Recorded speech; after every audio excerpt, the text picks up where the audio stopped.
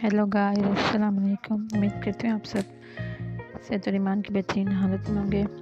आज मैं इंग्लिश के एक मोस्ट इम्पॉर्टेंट टॉपिक की एक सीरीज़ स्टार्ट करने जा रही हूँ, जो कि आप जब तक पढ़ रहे हैं, आपके कॉम्पिटिटिव एग्ज़ाम की प्रिपरेशन कर रहे हैं, आप डीकेट की, आप सीएसएस, आप किसी भी एग्ज़ाम की तैयारी करें तो वहाँ पे आपके लिए बहुत ज़्यादा बेनिफिशियल है। चलें तो बिना टाइम वेस्ट किए मैं अपना लेक्चर स्टार्ट करती हूँ। सबसे पहले हम देखते हैं कि पहला इडियम है अ ब्लैक शीप। अ ब्लैक शीप से मुराद एक बद किरदार शख्स, अ डिस्ग्रेस। उसके बाद है रेड लेटर डे। अच्छा, रेड लेटर का मतलब होता है नाम से पता चल रहा है कि खुशी, एक इम्पोर्टेंट कोई स्पेशल या इम्पोर्टेंट डे या खुशी या ख़ास दिन कोई। अ बेड ऑफ थॉर्न्स। अब बेड का मतलब क्या होता है? बेड का मतलब होता है कोई बिस्तर, और थॉर्न्स का मतलब क्या होता है? कांटे। तो फुल ऑफ डिफ़िकल्टीज, मुश्किलात से भरपूर। अभी इन बोनेट का मतलब क्या होता है?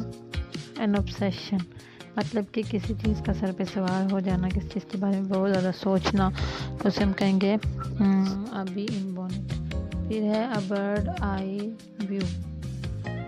अ बर्ड आई व्यू मतलब कि किसी चीज़ का ऐसे बस एक ओवर व्यू लेना, एक सरसरी जायज़ा लेना। उसके बाद अ ब्लेसिंग इन डिसज्यूस, मतलब कि एक पोशीदा रहमत, एक हिडन फेवर, ऐसा कोई हमारी हेल्प करना किसी चीज़ का जो बिल्कुल हिडन हो, छुपी हुई हो, हमें पता भी ना चले और हमारी हेल्प भी हो जाए। उसके बाद है अ ब्लाइंड एले। A position without hope of progress, मतलब कि किसी चीज़ का एक ऐसी हालत, एक ऐसी कंडीशन जो बस स्टिल हो, कांस्टेंट हो, जिसमें कोई चेंजिंग्स ना आ रही हों। उसके बाद है अ bolt from the blue, a sudden surprise. A bolt from the blue कि किसी चीज़ का अचानक से एक सरप्राइज़ मिलना, कोई हैरान कुन वाक़या, कोई ऐसी चीज़ जो अनएक्सपेक्टेड हो। उसके बाद हम देखेंगे, आज हमने ना 20 इडियम्स करने हैं। तो 9th में है अ बोन ऑफ कॉन्टेंशन, झगड़े की मेन वजह, point of arguments of disagreement, मतलब किस चीज़ पे आपका इख्तलाफ है और उसकी मेन वजह क्या है। तो अगर इस तरह का कोई सेंटेंस होता है और वहाँ पे ये इडियम यूज़ किया गया तो आपको ऑटोमेटिकली समझ आ जाएगी क्या कहना चाह रहा है वहाँ पे ऑथर। उसके बाद है अ कैट्स पा, बिल्ली के पंजे। एन एजेंट, मतलब इसका मेन मकसद ये है कहने का कि कैट पा का मतलब होता है कि किसी दूसरे शख्स को इस्तेमाल करना अपने मकसद के लिए। बेसिकली एक स्टोरी से इंस्पायर हो के एक इडियम बनाया गया था। तो अगर मैं वो स्टोरी बताने लगी तो ये वीडियो थोड़ी लंबी हो जाएगी। उसके बाद है a close fisted man. Close fisted एक तंग हाथ आदमी, मतलब कि अ केयरफुल विद मनी, मतलब कि आप इसको कह सकते हैं कंजूस। सिंपली इसको आप कह सकते हैं कंजूस इंसान। अ डार्क हॉर्स, मतलब कि छुपा रुस्तम, प्रीवियसली अननोन या अनएक्सपेक्टेड। अ डार्क हॉर्स का मतलब एक छुपा हुआ इंसान, मतलब यहाँ पे तो खैर घोड़ा बनेगा। अगर हम लोग देखें, हमें देखने में ऐसा लगेगा। सिंपली इसका मतलब ये है कि एक छुपा रुस्तम, ऐसी चीज़ जो हमारी आंखों से ओझल हो। A dead letter. A dead letter का मतलब जो बिल्कुल ख़त्म हो चुकी हो, इनइफेक्टिव, जिसका कोई असर ही ना हो। A dead letter. A dead end, एक ऐसी जगह जहाँ पे इख्तिताम हो जाए, एंड हो जाए।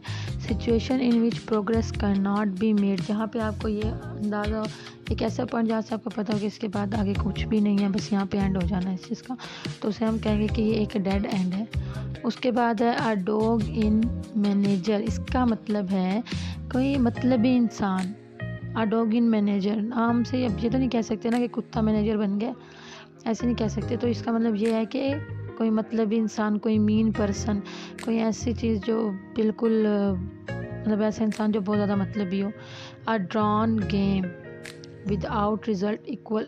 अच्छा, ड्रॉन गेम को आप ऐसे समझ सकते हैं जैसे टॉस हो जाता है किसी भी चीज़ में ना, कोई ऐसी गेम जिसमें आपके इक्वल रन्स आ गए हैं दोनों अपोजिट टीम्स के, जिसमें कोई ना पास हुआ ना कोई फेल हुआ, तो उसको हम कहेंगे ड्रॉन गेम।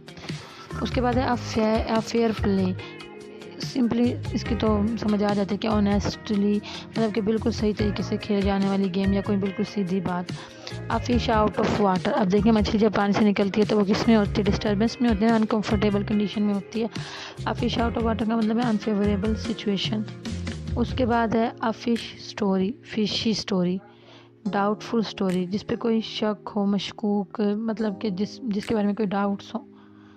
चलिए, तो इसी के साथ मैं अपनी वीडियो का अख्ताम करती हूँ। इंशाल्लाह मैं ये प्लेलिस्ट मुकम्मल करूँगी। ऑलमोस्ट 10 10 सीरीज़ बनेंगी। तो आप लोगों ने इसको अच्छे से तैयार करना है, डेली बेसिस पे इसको याद करना है। इससे ये होगा कि आपके इडियम्स तैयार हो जाएंगे। अगर आपको मेरी वीडियो अच्छी लगी हो, पसंद आई हो, और अगर आप मज़ीद ऐसी वीडियोस देखना चाहते हैं तो मेरे चैनल को सब्सक्राइब और लाइक लाजमी कीजिएगा। अल्लाह हाफिज़।